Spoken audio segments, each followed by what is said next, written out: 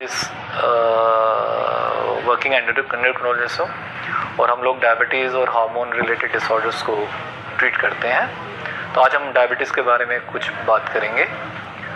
Diabetes एक बहुत ही common रोग आजकल के ज़माने में हो गया है, इसलिए हर कोई जानना चाहता है कि डायबिटीज़ क्या है और इसके से जुड़े हुए अन्य पहलू भी जानना चाहता है। तो सबसे पहले हम बात करेंगे कि डायबिटीज़ क्या है।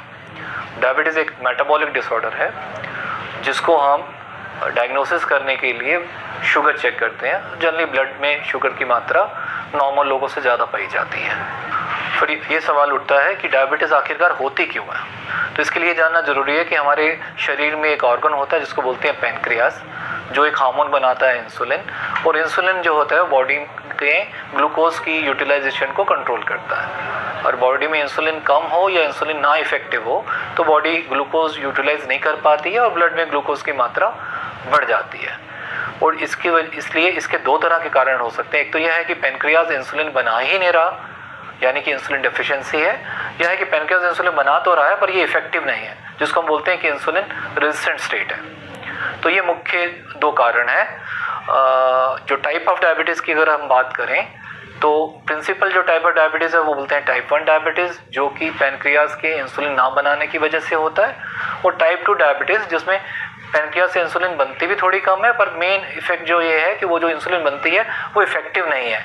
वो टिश्यूज़ को ग्लूकोज यूटिलाइजेशन में उतनी हेल्प नहीं कर पाती जितना एक नॉन डायबिटिक कर सकता है। इन दो मुख्य टाइप के अलावा एक डायबिटीज़ है जो सिर्फ प्रेगनेंसी में होती है, जिसको जेस्टेशनल डायबिटीज़ बोलते हैं, और दूसरे कुछ डायबिटीज़ ऐसी हैं जो दूसरे शरीर के disorder such as Cushing syndrome, acromegaly, कई बार पैनक्रियाज की ही कोई पैनक्रियाटाइटिस डिसीज़ हो जाती है जैसे उससे होती है, और कुछ दवाइयों की वजह से भी होती है जैसे स्टेरॉइड्स वगैरह। तो ये मुख्य आप चार भागों में इसको चार टाइप्स में डिवाइड कर सकते हैं: टाइप 1, टाइप 2, जेस्टेशनल डायबिटीज़, और secondary diabetes to other diseases और ड्रग्स।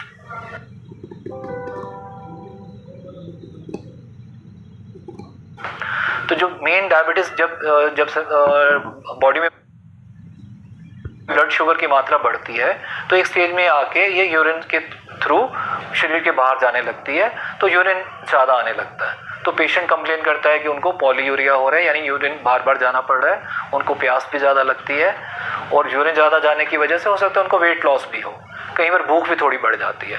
और क्योंकि यूरिन में शुगर होती है तो एट टाइम्स यूरोजेनिटल इन्फेक्शन भी एक प्रिंसिपल सिम्टम हो सकता है डायबिटीज़ की पहचान का। फिर ये तो हमने जान लिया कि डायबिटीज़ क्या है, पर इससे बचने का कोई उपाय है कि नहीं है। तो बचने के लिए अगर डायबिटीज़ से आप बचना चाहते हैं, स्पेशली टाइप 2 डायबिटीज़ जो कॉमन होती है, जो 95% लोगों में पाई जाती है, उसके लिए हम बचाव कर सकते हैं अगर हमारा लाइफस्टाइल ठीक हो। टाइप 2 डायबिटीज़ से बचने के लिए हमें अपना खान पान और जनरल लाइफस्टाइल चेंज करना पड़ेगा। खाने पीने में स्वीट्स, फ्राइड फूड, बिना फाइबर वाली चीज़ें, स्पेशली जैसे हम देखते हैं कि जो फास्ट फूड जॉइंट्स होते हैं, कोल्ड ड्रिंक्स, आइसक्रीम्स, इन लोगों की मात्रा घटानी होगी। अपने खाने में कम्प्लेक्स कार्बोहाइड्रेट्स जिनमें फाइबर्स ज़्यादा हैं, जैसे साबूदालें हो गई, सब्जियां हो गई, छिलके के साथ फ्रूट्स वगैरह हो गए, इनका सेवन ज़्यादा करें, और टोटल कैलोरीज की मात्रा अपने वेट और हाइट के मुताबिक ढाल लें ताकि आपका वेट आइडियल बॉडी वेट के आसपास रहे। इसके अलावा एक्सरसाइज भी मस्ट है।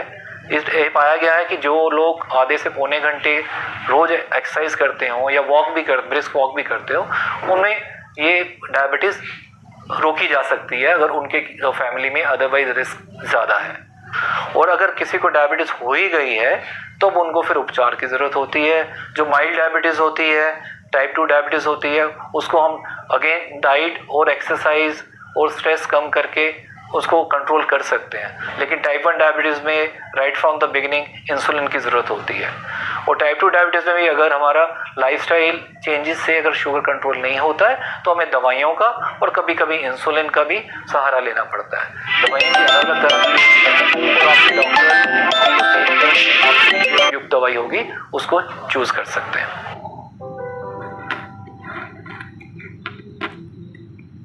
और एक बार आपको डायबिटीज़ हो गई है तो डॉक्टर के पास आपको कितना फ्रीक्वेंटली जाना चाहिए, तो इस चीज़ पे डिपेंड करता है कि आपको नया नया डायबिटीज़ हुआ है, सीवियरिटी ऑफ डायबिटीज़ कितना है।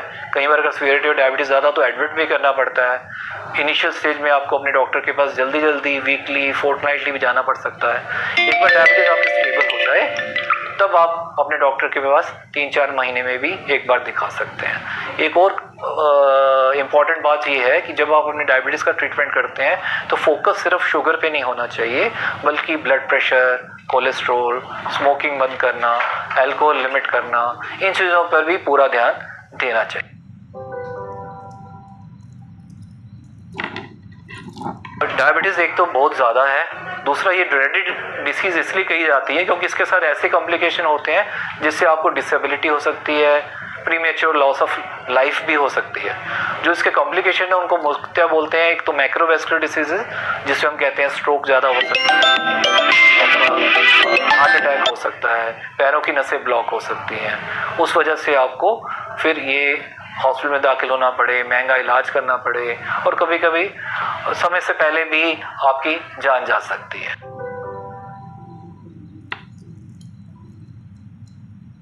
इनमें आंखों पे असर पड़ता है, जैसे बोलते हैं रेटिनोपैथी, उससे आपको ब्लाइंडनेस हो सकती है, लेज़र कराना पड़ सकता है। किडनी जो खराब होने लगे तो आपको डायलिसिस या ट्रांसप्लांट भी कराना पड़ सकता है। पैरों की नसें खराब हो जाए तो पैर सुन्न हो जाते हैं, पैरों में चोट लग सकती है या डायबिटिक फुट बन सकता है, तब आपको रिपीटेडली सर्जरी करानी पड़े, कभी कभी तो एम्पुटेशन भी करना पड़ सकता है। इसके अलावा डायबिटीज़ में देखा गया कैटरेक्ट वगैरह भी जल्दी एज में हो जाता है।